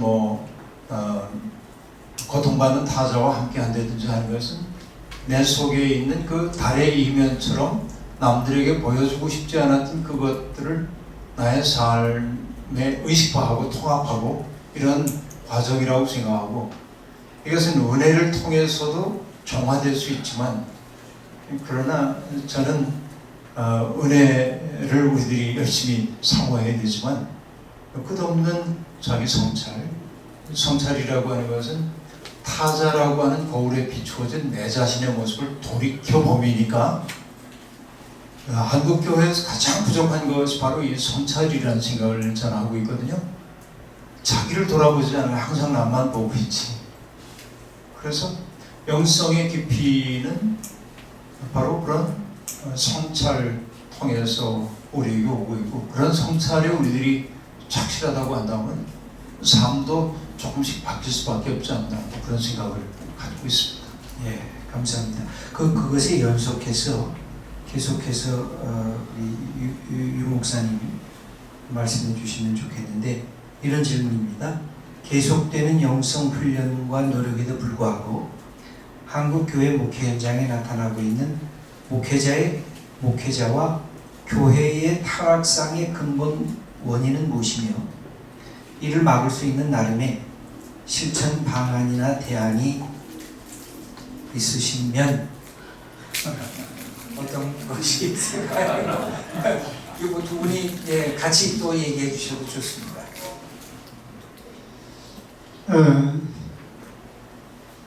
이것에 대한 이제 직접적인 대답보다는 이제 우회적인 얘기를 해야 될 건데요. 제 개인적인 소신은 세상은 더 나빠지지 않고 좋아진다는 것이 제 믿음입니다. 하나의 우리 표면적으로 보면 이렇게 이제 우리가 우리 기독교 역사가 보면 나사링이잖아요. 같은 패턴이 돌아가니까 평면적으로 보면 있었던 것이 또 있고 또 다시 나타나고 우리가 계속 반복되는 것이 악화되는 것처럼 보이지만은 이것을 직선적으로 보면 새하늘과 새 땅을 향해서 다시 정교되어 가고 있습니다. 지금 우리가 반복되어지는 신앙생활과 묵상과 훈련이 이게 아무 의미가 없는 것처럼 얘기하는 것은 평면을 보기 때문에 그래요. 좋아지고 새로워지고 있다고 저는 보고 있습니다. 근데 그것을 어떻게 보냐? 근데 사실 인생은 너무 짧아서 그걸 전체 보기가 쉽지 않아요. 그럼 주로 역사를 통해서 또 그런 과거의 이제 이 전쟁의 역사나 남겨진 역사적 인물을 통해서 그것이 증명이 돼요. 뭐 예를 들어서 이제 아까 이제 김 목사님 말씀하신 대로 인간의 천사 얼굴, 악마의 얼굴이 있는데 그 얼굴 중에 천사 쪽을 이제 변증하는 책이 있어요. 인간의 얼굴, 천사의 얼굴 이렇게 특별 1400페이지. 그러면 거기에 전쟁사가 나타나요. 인간이 얼마나 더 좋아지고 있는지. 또 최근에 빌 게이츠가 뭐 추천했다고 해서 굉장히 뭐 그래서 빌 게이츠가 작년인가 뭐 졸업 학생들이 다 사서 줬다는 Factfulness라는 Factfulness 그런 책이 있어요. 제가 읽어봤는데 여러 가지 지금 이 지구 환경이 좋아지는 그런 팩트를 제시하고 있어요. 근데 사람들은 의외로 모르고 있다는 거예요. 그래서 지금 그게 무용론이 아니고 좋아지고 있습니다.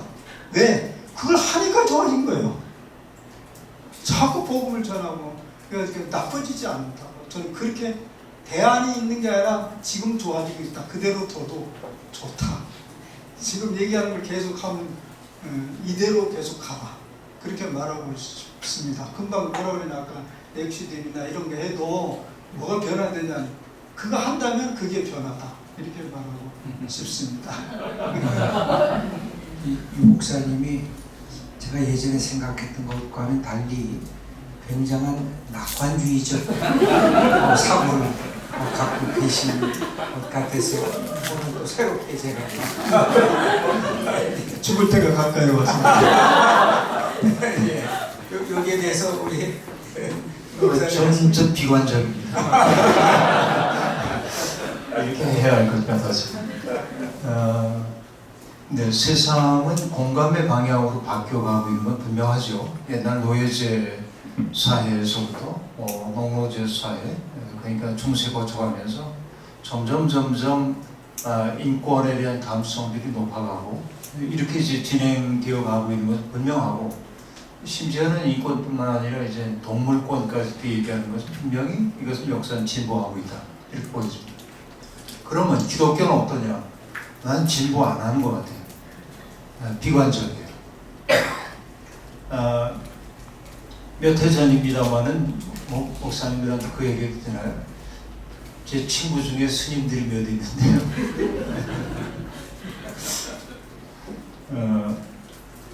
그분은 뭐 친구라고 하긴 그렇고 선배인데 도법 스님이라는 분 매스컴에 아주 자주 나와가지고 잘 알려준 분인데 그분하고 앉아가지고 얘기를 하는데 저보고 이제 도법 스님 그렇게 얘기합니다. 목사님,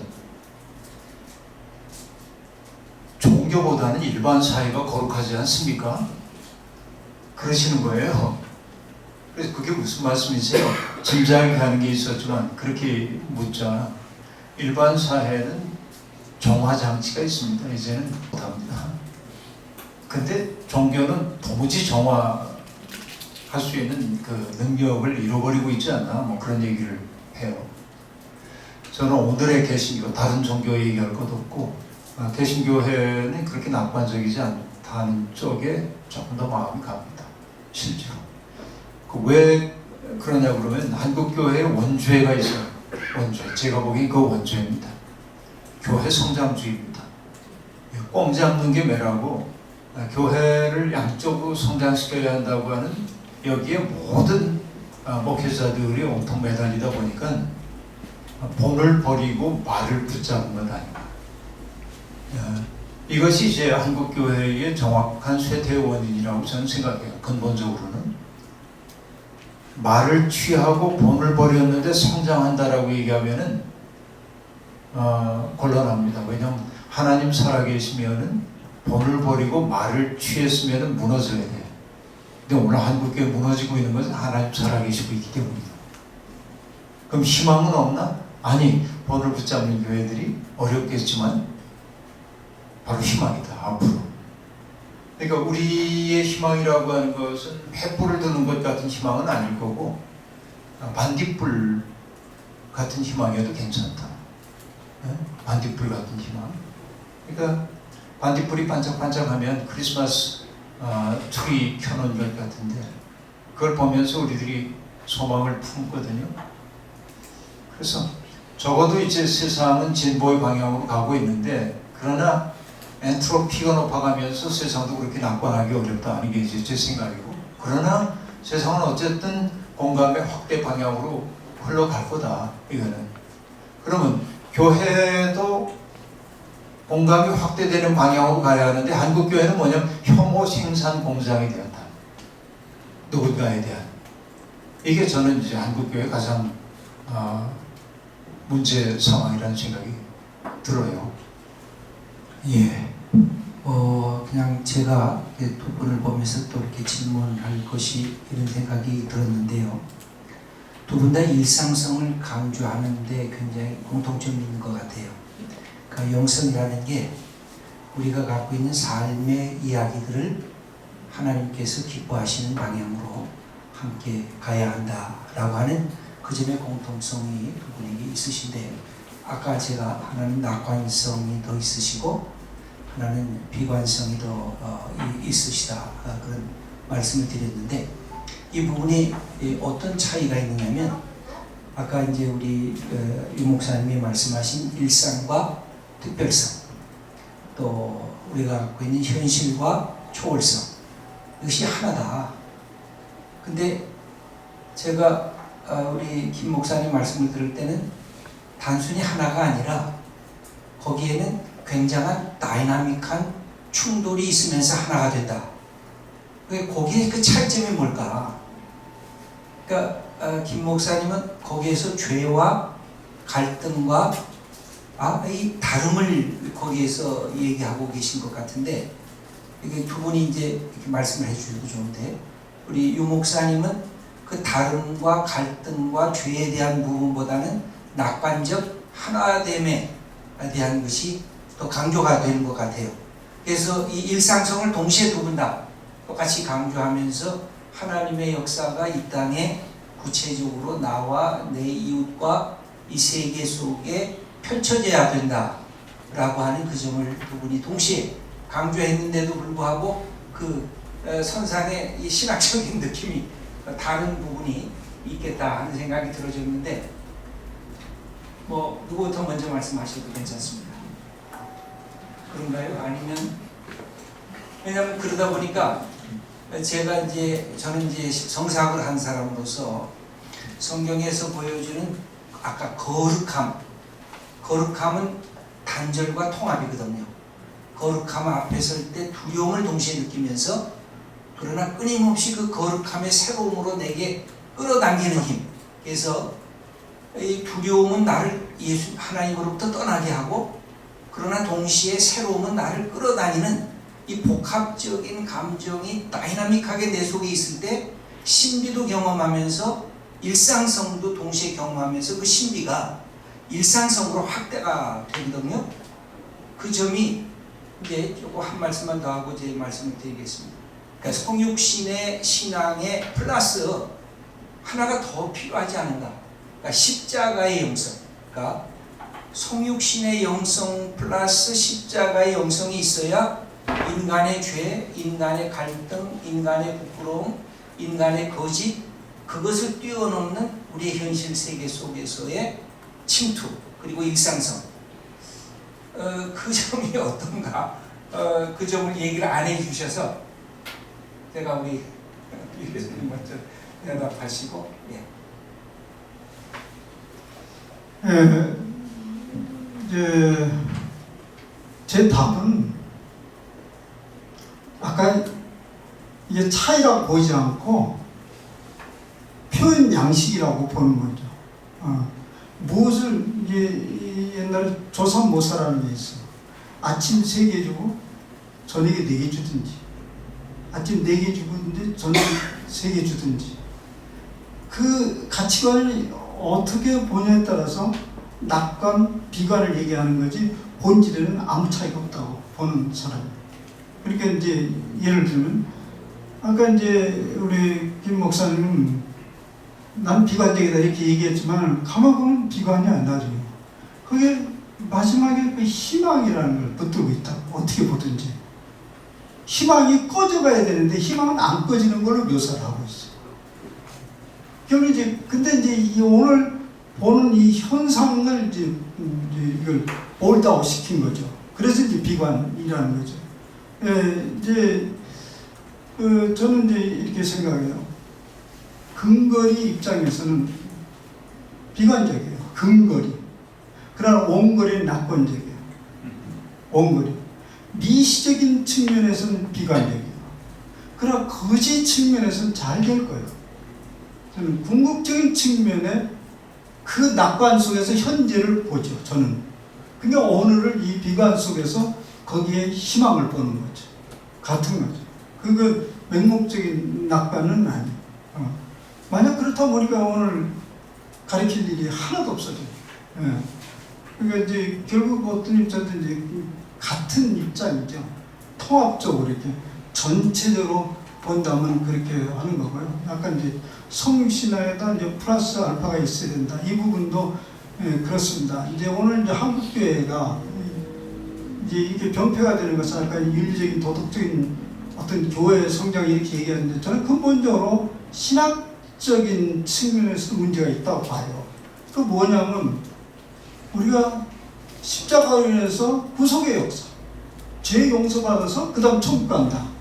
그런 의미의 이런 루터적인 그 이신칭의가 상당히 문제를 안고 있다고 생각을 돼요.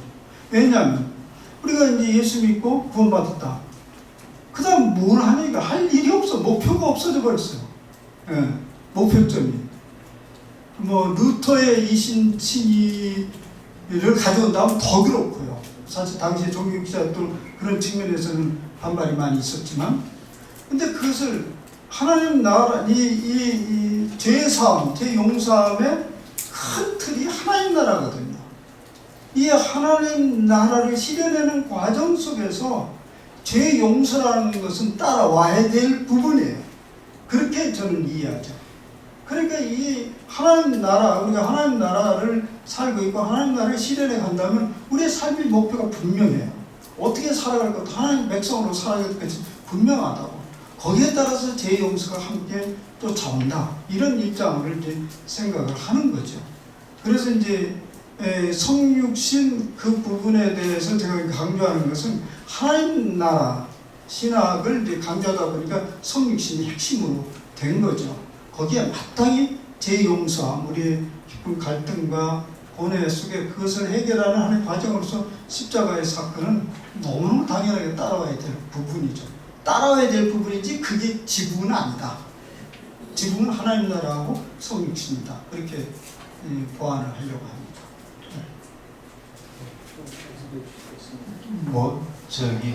우리 유 목사님이 이제 깊은 영성 속에 계시니까 제가 일부러 까칠하게 얘기했는데 그걸 아주 좋게 봐주셔서 대단히 감사합니다. 십자가의 영성일 수도 있고요, 부활의 영성일 수도 있는데 우리가 부활을 믿는다고 하는 건 뭐냐면 내가 패배해도 괜찮아요. 역사 속에서 나는 패배해도 괜찮아요.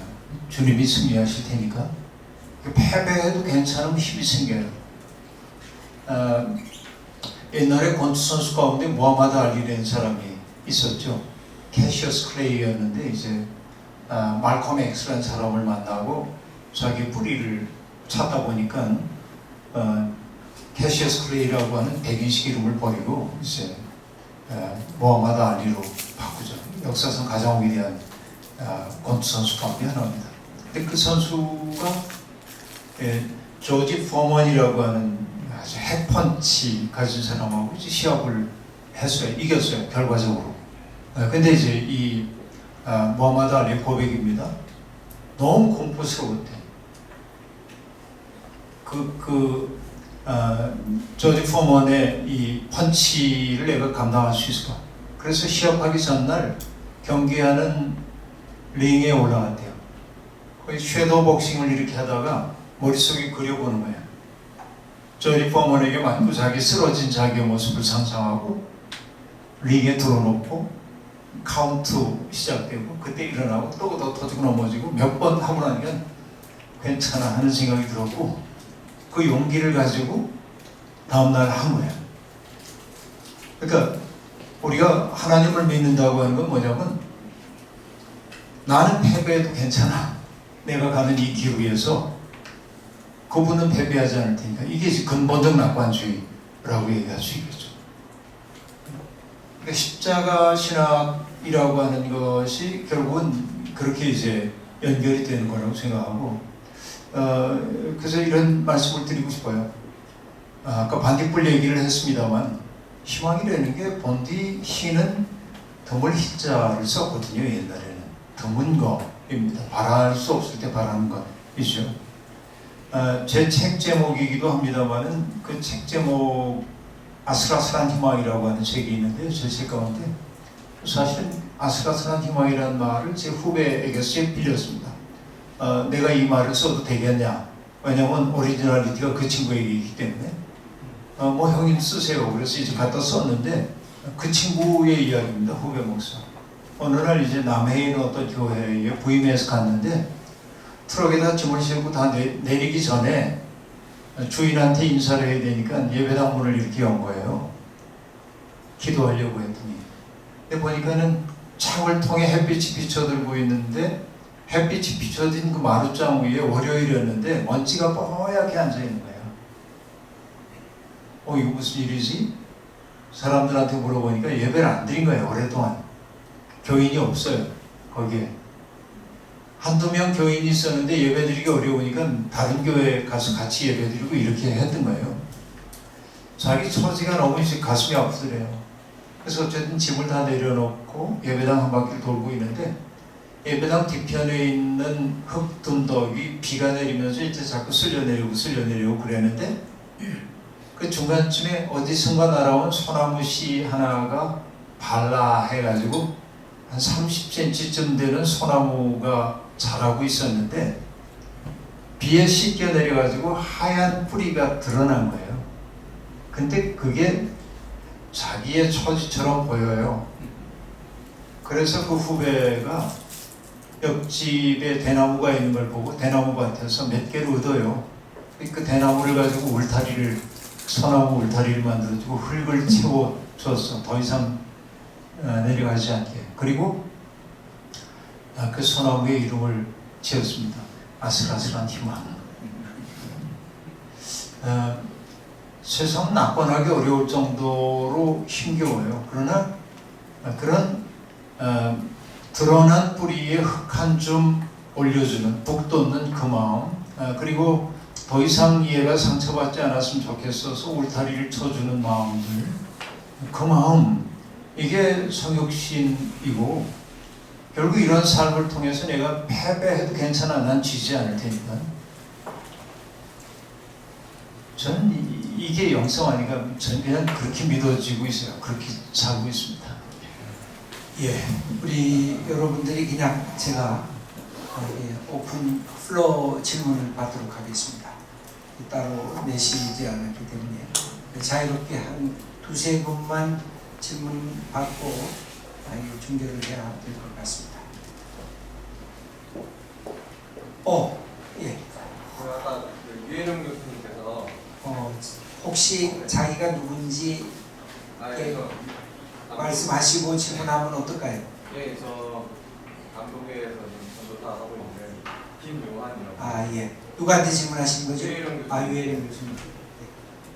유해령 교수님도 아까 원심력과 구심력으로 이제 하나님에 대해 우리가 이제 가지는 어떤 방향성을 말씀해 주셨는데, 그 원심력을 가리켜서 창조 활동이라고 표현하시는 걸 보면서 우리가 구심력에 너무 집착하는 것도 어쩌면 죄가 될 수 있겠다라는 생각을 했는데, 그게 제가 이해한 게 좀 교수님 의도와 맞는 건가요? 예. 그런 사람이 있을까 싶어요. 건강한 사람 중에. 사실 우리는 하나님의 창조 명령을 받고 열심히 세상을 살아가는 것이 건강한 사람들의 일차적인 성향이에요. 그러니까 그것은 매우 본능적이고 저절로 일어나는 거예요. 그런데 처음부터 창조 활동을 하지 않고 나는 누구인가 이라고 로댕의 작품처럼 지금도 나는 누구인가 앉아있는, 그것은 정상적인 사람은 아니죠. 그래서 너무 구심력에 집착하고 있는 사람들은 너무 병적 아닌가. 병적이죠. 처음부터 병적이죠. 그럴 수가 없는데. 답이 됐나 모르겠어요. 예. 또 다른 분 질문 있으십니까? 예. 참된교회 이한준 목사입니다. 두 분께 뭐 같이 질문을 드려도 될 것 같은데요. 우리가 그 오늘 말씀대로 인간과 영성, 또 하늘과 땅의 어떤 통합적인 그런 것들을 말씀하셨고, 또 저도 굉장히 뭐 동감을 하고 또 많은 책들을 통해서도 그런 얘기들을 많이 들어왔는데요. 또 이런 통합 이후에는 또 때로는 구별된 같이 또 필요할 것 같은데요. 뭐 예를 들면 어떤 사람들은 뭐 삶의 예배를 강조하면서 뭐 무교회주의나 뭐 가나안 교회라든지 또 뭐 삶의 예배를 강조하면서 예배의 가치를 또 손상하는 그런 또 약간 극단적인 그런 주장도 있을 수 있다고 생각을 하는데요. 이 부분에 대해서는 교우들에게 어떻게 통합을 얘기하면서 또 그거에 대해서 얘기할 수 있는지 질문드리고 싶습니다.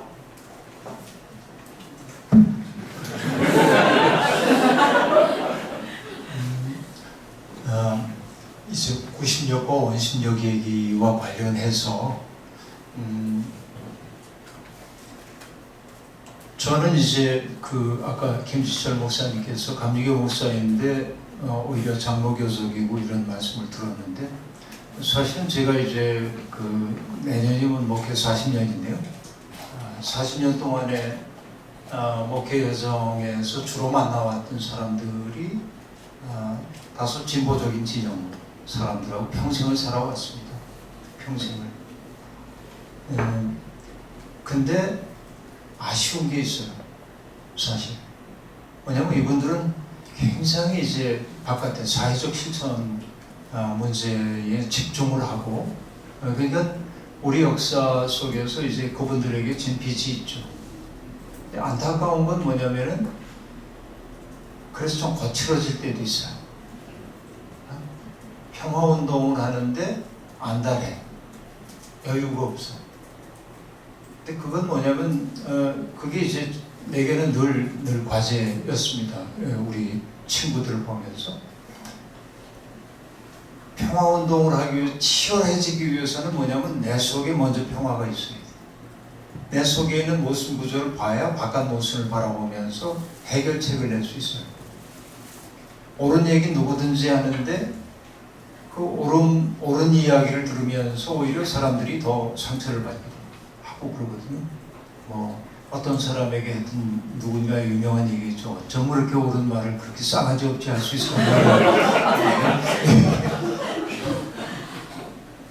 옳고 그름의 척도를 가지고 이제 자꾸 얘기하는 건데요. 그건 뭐냐면은 안으로 들어오는 연습을 너무 소홀히 해서 바깥 일들이 너무 중요하기 때문에 이쪽으로 내가 그 구심력에 의해서 하나님 중심을 향해서 끝없이 걷는 그 일을 할 때만 밖으로 나갈 수 있다는 생각이 내게 있고요.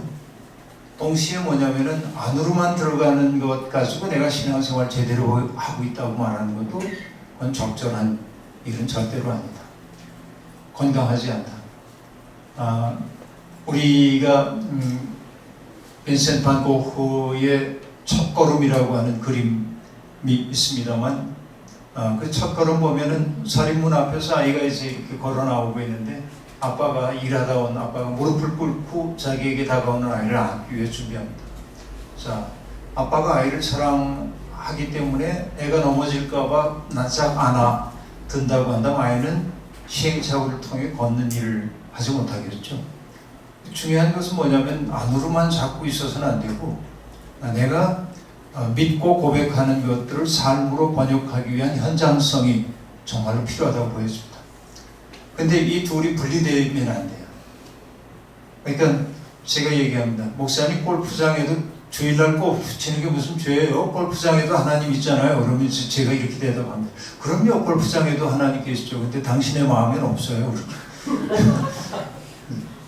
제가 그렇게 농담처럼 얘기를 하거든요. 근데 그건 농담은 아니고요.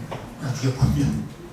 그래서 아까 이제 우리 저쪽에서 얘기할 때 외려 교수님에게 이거다 하고 제가 느낀 게 있어요. 앞으로는 로고스가 아니라 리터지.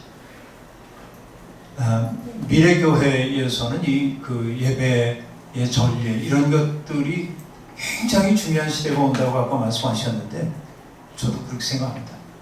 예배 소홀히 하면서 믿음이 깊어진다는 게 제가 보기에는 거의 불가능한 일 아닌가 생각해요. 보수적인 입장이었습니다.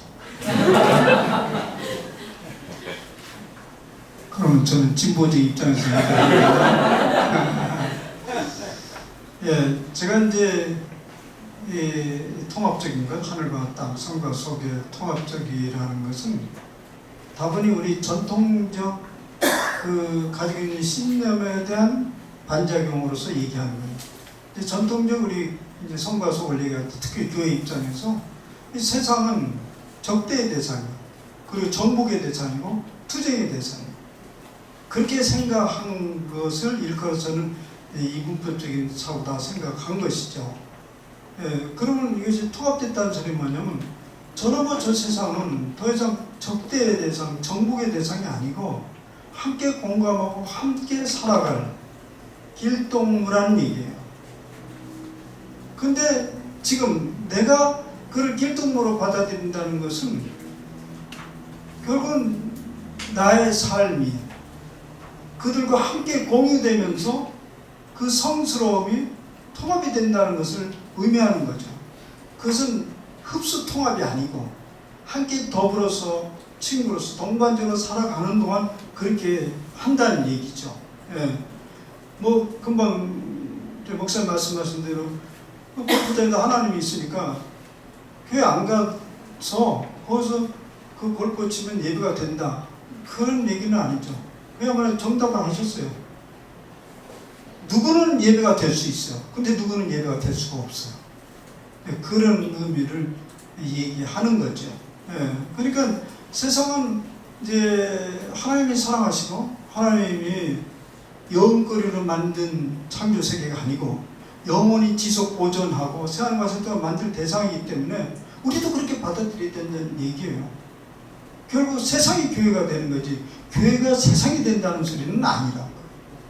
그런 의미에서 이제 차이점도 있고 또 일치점도 있다 이렇게 말할 수 있습니다. 예. 제자리에 돌아오신 건가? 이런 말 누가 얘기인지 제가 잘 기억이 안 납니다만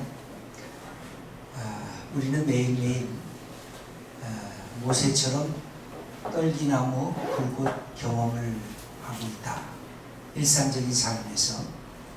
그런데 누구는 신발을 벗고 하나님의 현장이라고 인식을 하고 누구는 신발을 벗지 않고 그냥 나의 일상성이라고 가고 있다. 저는 늘 그런 것을 중요시 여기는데 일상성이 너무 소중하지만 영성은 구약의 지혜 전통과 연결이 되어 있다고 저는 생각해요. 지혜 전통은 일상성을 강조하는 최고의 문학 작품이거든요. 잠언, 욥기, 시편, 아가서, 또 전도서, 삶의 이야기들입니다. 그래서 그 속에서 보여지는 그 핵심은 뭐냐면 일상성 속에서 하나님을 인정하는 것입니다. 밥을 먹을 때 친구를 만날 때, 대화할 때, 연애할 때, 부부관계를 할 때까지라도 그 속에서 하나님을 인정하면서 그 삶이 거룩해지는 거예요. 그래서 그 속에서 나타난 하나님의 인정을 하면서 하나님과 나와 다른 하나님은 제3의 지점에서 끊임없이 우리를 이렇게 지켜보시면서 이끌고 계시는 시간과 공간의 그 모든 것들을 초월하면서 하나님을 만날 때 내가 갖고 있는 시간이 거룩해지고 내가 밟고 있는 땅이 거룩해지고 내가 만지는 것이 거룩해지고 내가 만나는 사람이 거룩해지니까 그때 진정한 영성이 우리가 성육신적인 영성 이런 것이 드러나는 현장이 될 수가 있지 않은가. 그것을 위해서 우리가 예배 공동체로 초청하는 것도 바로 그것을 하나님으로부터 경험하면서 우리의 삶의 일상성 속에 영적으로 다가오시는 하나님의 거룩함을 우리의 공동체 속에서 확대해 나가는 것. 그러니까 전통적으로 유대인들은 내가 거룩한데 거룩하지 않은 병자를 만나면 내가 거룩해지지 않게 되는 그런 차원이었다고 하면 예수 믿는 사람은 예수님처럼 불결하다 하는 나병 환자를 만지는 순간 내 거룩함이 저에게 전달이 되는, 그래서 거룩함이 확대되는, 이것은 새로운 전통적인 방법에 대한 새로운 우리 하나님의 예수님을 통한 접근이라고 보여집니다. 이런 것이 우리의 일상적 삶에서 확대될 수 있다고 한다면 우리는 굉장한 거룩한 신비를 우리 속에 간직하면서도 우리 삶의 일상성을 새롭게 만들고 거룩하게 만드는, 그래서 보라 이전 것은 지나갔으니 새 것이 되었도다라고 하는 그런 새로운 창조의 역사를 우리가 확대해 나가지 않을 수 있을까. 우리 두 분이 오랜 동안 영성을 또 공부하시고 또 가르치시고 여러 가지로 우리에게 보여주신 분들입니다. 오늘 또 이렇게 함께 배울 수 있는 기회도 주시고 또 좋은 말씀, 우리가 생각하지 못했던 말씀에 대한 접근도 해주신 것 너무 감사드립니다. 두 분 다 이제는 저도 목회자가 됐습니다만 두 분 다 목회자이십니다. 그래서 이런 귀한 사역을 우리 후배들과 또 성도님들과 마음껏 하실 수 있도록 오늘 두 분이 이렇게 함께 귀한 발걸음, 우리 또 한참 가셔야 돼요. 좀 모세골까지 가시려고 하면 비 오는데 우리 함께 해주신 것 너무 감사드리고 또 좋은 강의해 주신 것 너무 고맙습니다 하는 뜻에서 우리 한번 박수로